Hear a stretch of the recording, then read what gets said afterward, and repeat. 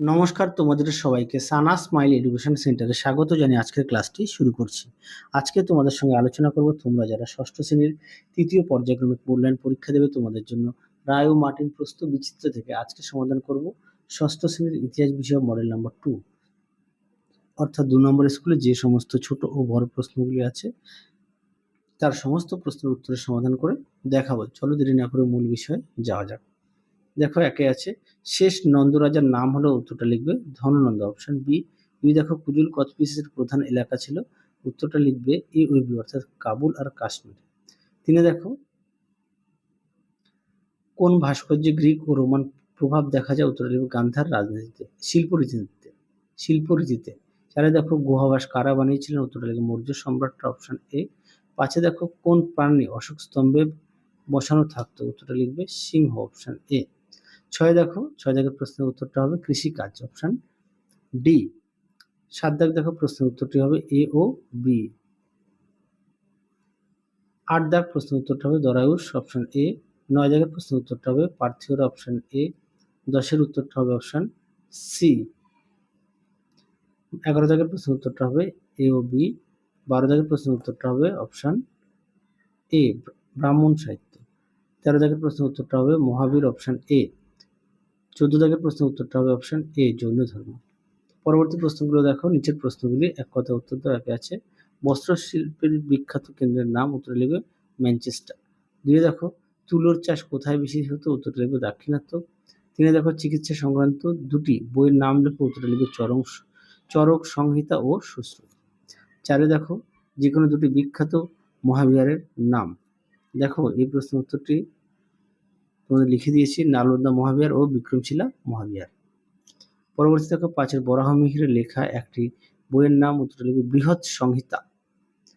6 দেখো পলিস কাকে বলে, উত্তরটা লিখবে প্রাচীন গ্রিসে ছোট ছোট স্বাধীন নগর বা রাষ্ট্রগুলিকে পলিস বলে। 7 দেখো কোন গ্রিক ঐতিহাসিক এথেন্স ও স্পার্টার সঙ্গে পার্শ্বিক সাম্রাজ্য যুদ্ধের কথা লিখেছিলেন, উত্তরটা লিখবে হেরোডোটাস। 8 দেখো নাসিক ও কার্লে লেখো কোন রাজার আমলে তৈরি, উত্তরটা লিখবে গৌতমীপুত্র সাতকর্ণীর। 9 দেখো প্রভাকর বর্ধনের বড় ছেলের নাম লেখো, উত্তরে লিখবে রাজ্যবর্ধন। 10 দেখো গৌতম বুদ্ধ কোথায় জন্মগ্রহণ করেন, উত্তরে লিখবে নেপালের লুম্বিনীতে। তারপরে দেখো 11 দাগের প্রশ্ন কি আছে, গণরাজ্য কাকে বলে। দেখো প্রশ্ন উত্তরটি, দেখো গণরাজ্য। পরবর্তী প্রশ্ন দেখো মহীপতি কাকে বলে। দেখো প্রশ্ন উত্তরটি,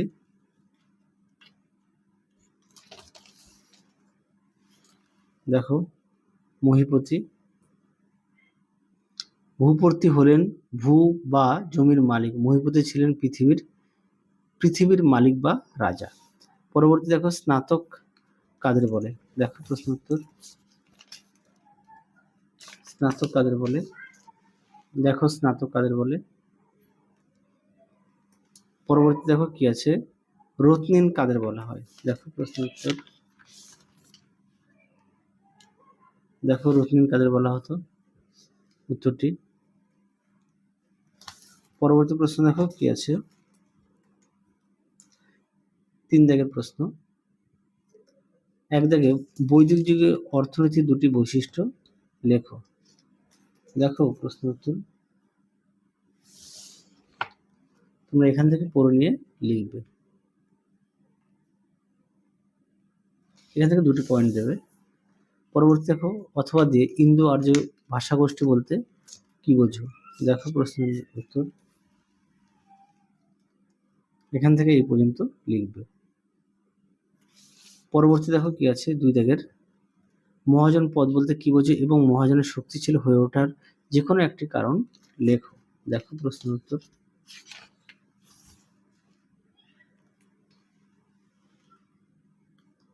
দেখো প্রশ্নটি উত্তরটি তোমরা এখান থেকে লিখবে, এই পর্যন্ত লিখবে। পরবর্তী দেখো মগধের দুটি রাজধানীর নাম লেখো এবং মহাবীর কত বছর ধর্মপ্রচার করেন। দেখো প্রশ্নের উত্তরটি,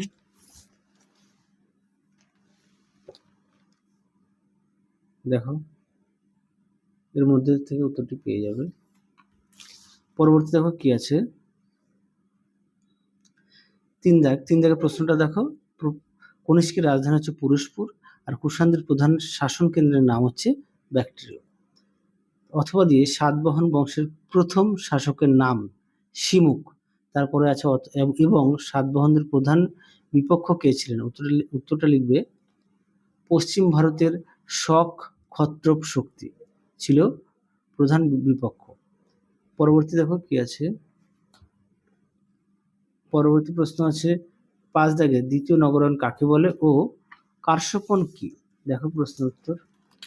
দেখো দ্বিতীয় নগরায়ণ কাকে বলে, এখান থেকে এই অবধি লিখবে। পরবর্তী ছিল কার্ষপণ কি? দেখো প্রশ্ন উত্তর।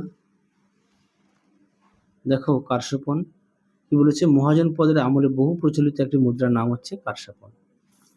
পরবর্তী কি আছে, গুপ্ত সাম্রাজ্যে কিভাবে পতন ঘটে ও সুবর্ণ কি? এই প্রশ্নের উত্তরটি তোমাদের পাঠ্য বইতে 107 পেজে আছে, তোমরা অবশ্যই পাঠ্য বই থেকে পড়বে। দেখো সুবর্ণ উত্তরটি এখান থেকে এই পর্যন্ত লিখবে, পেজ নাম্বার হচ্ছে 107। পরবর্তী প্রশ্ন দেখো, সঙ্গম সাহিত্য কাকে বলে? উত্তরটি দেখো, সঙ্গম সাহিত্য উত্তরটি এখান থেকে লিখবে, ঠিক এই পর্যন্ত লিখবে। পরবর্তী দেখো কি আছে, তামিল সাহিত্যের দুটি মহাকাব্যের নাম লেখো। দেখো প্রশ্ন উত্তরটি। দেখো তামিল সাহিত্যের দুটি মহাকাব্যের নাম দেখে নাও। পরবর্তী দেখো কি আছে, কয়েকজন পার্শ্বিক সম্রাটের নাম লেখো। লিখবে সাইরাস ও দরাউস। পরেরটা কি আছে, হায়ারোগ্লিফ লিপি বলতে কি বোঝো? উত্তরটা দেখো, এক ধরনের চিত্রলিপি যা প্রধানত প্রাচীন মিশরে ব্যবহৃত হতো। সরি, হাত লেগে গেছে। আচ্ছা, এক ধরনের চিত্রলিপি যা প্রধানত প্রাচীন মিশরে ব্যবহৃত হতো। আশা করি দেখে নিয়েছো উত্তরটি। পরবর্তী প্রশ্ন দেখো, 4 দাগের প্রশ্ন, মান হচ্ছে 3। একে আছে মহাবীর কত বছর বয়সে মারা যান? তারপর হচ্ছে জৈন ধর্মের শেষ দুজন তীর্থঙ্করের নাম হচ্ছে পার্শ্বনাথ ও মহাবীর। আচ্ছা, পরবর্তী দেখো 2 দাগের আলেকজান্ডারের সেনাপতির নাম কি? আচ্ছা, এই প্রশ্নের উত্তরটা বলা হয়নি, মহাবীর কত বছর বয়সে মারা যান, উত্তরটা লিখবে 72 বছরে মারা যান। পরবর্তী ছিল আলেকজান্ডারের সেনাপতির নাম কি? উত্তরটা লিখবে সেলুকাস নিকেটর। পরবর্তী দেখো, মৌর্য আমলে দুটি ভূমি রাজস্বের নাম লিখবে বলি ও ভাগ। আর এটা তো বললাম পার্শ্বনাথ মহাবীর। আচ্ছা, 3 দাগে দেখো, চতুর্থ বৌদ্ধ সঙ্গীতের সভাপতির নাম লেখো। উত্তরটা লিখবে বসুমিত্র। পরেরটা দেখো, ওই সঙ্গীতের গুরুত্বপূর্ণ ঘটনা লেখো।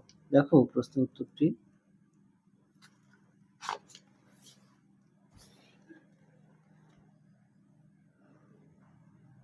দেখো চতুর্থ বৌদ্ধ সঙ্গীত, এখান থেকে এই পর্যন্ত লিখবে, এই যে গুরুত্ব দেওয়া আছে দেখে নিও। পরবর্তী প্রশ্ন দেখো, 4 দাগের রুদ্র দামন কোন উপাধি ব্যবহার করেছিলেন? উত্তরটা লিখবে মহাক্ষত্রপ। তারপরে দেখো, দ্বিতীয় চন্দ্রগুপ্ত মেয়ের নাম কি? প্রভাবতী গুপ্ত। তারপরে কোন গুপ্ত সম্রাট প্রথম রূপার মুদ্রা চালু করেন? উত্তরটা লিখবে দ্বিতীয় চন্দ্রগুপ্ত। পরবর্তী দেখো কি আছে, স্ত্রীধন বলতে কি বোঝো? দেখো প্রশ্নের উত্তর দেখে নিও উত্তরটি। পরবর্তী দেখো কি বলেছে, রূপক কি? দেখো প্রশ্ন উত্তর।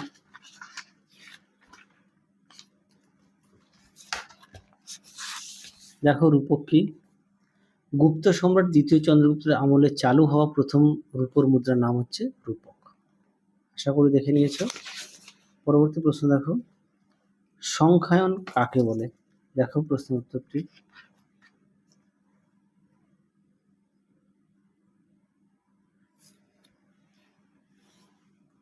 দেখো সংখ্যায়ন, জৈনরা গণিত বিদ্যাকে কি নামে আখ্যায়িত করতেন?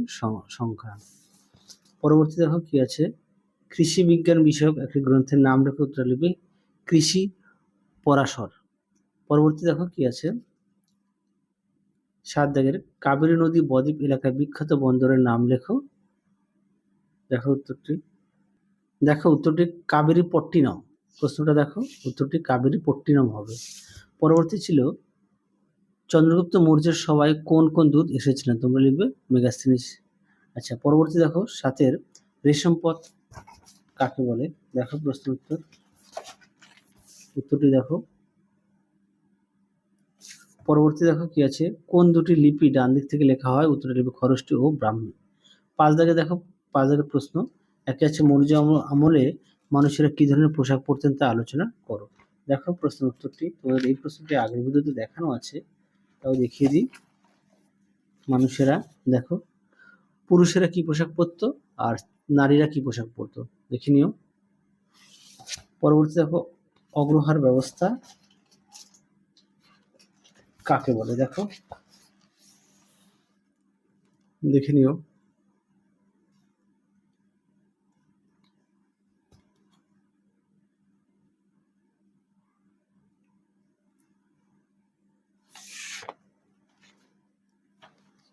পরবর্তী দেখো, তামিলনাড়ুর কোন জায়গায় দূরপাল্লার বাণিজ্য হতো? উত্তরটা লিখবে কাবেরী পট্টিনমে।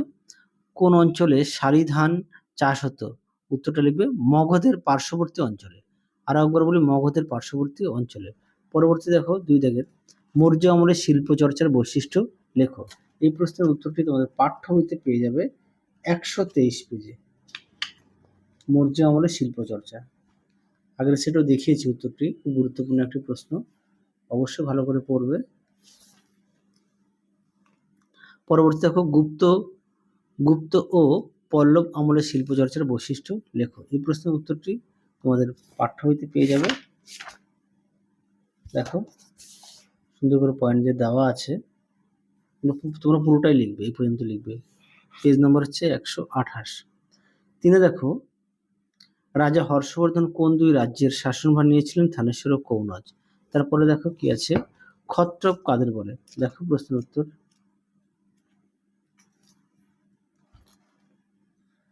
দেখো ক্ষত্রপ কাদের বলে, এখান থেকে এই পর্যন্ত উত্তরটা লিখবে। পরবর্তী দেখো, পট্ট ও আহার কাকে বলে? তোমরা লিখবে বাঁকাটোকরা জেলাকে বলা হতো। এছাড়াও 28 পেজে আছে পাঠ্য বইতে, একটু দেখে নিও। পরবর্তী দেখো, সেনাপতি কাদের বলা হতো? এই প্রশ্নটিও তোমাদের 94 পেজে পাঠ্য বইতে আছে। হ্যাঁ 94 পেজে, এটাও 94 পেজে আছে, পট্ট বা আহার। তো দেখিয়ে দিই একটুখানি, 94 পেজ। দেখো পট্ট বা আহার, এই দেখো পট্ট বা আহার, আশা করি দেখে নিয়েছো।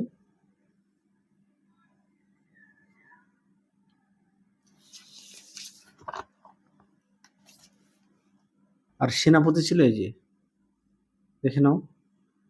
রাজ্যের শাসকদের বলা হতো, বাঁকাটক শাসনের প্রদেশগুলি রাজ্য নামে পরিচিত ছিল, রাজ্যের শাসকদের বলা হতো সেনাপতি। তাহলে চলো আজকের মতো এখানেই সমাপ্ত করছি, আবার দেখা হবে খুব শীঘ্রই তোমাদের পরবর্তী ভিডিওতে। তোমরা সবাই সুস্থ থেকো, ভালো থেকো, আজকের মতো টাটা।